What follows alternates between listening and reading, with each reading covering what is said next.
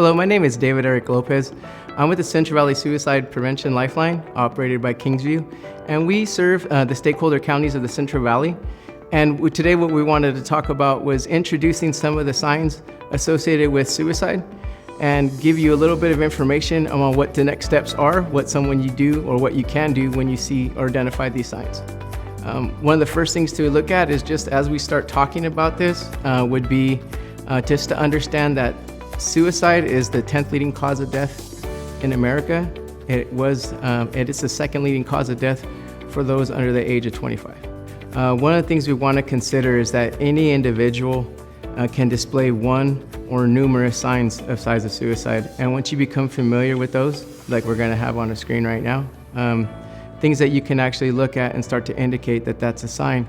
One of the big things to pay attention to is any marked change in behavior from their previous norm, whatever their normal is.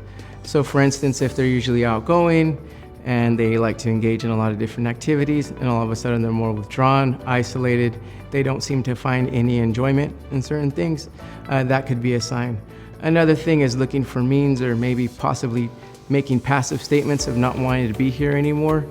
And these are things where we want to just, when we start picking up on these things, it's really learning how to start that conversation with someone, not being afraid to ask directly about suicide, and then what do you do about that?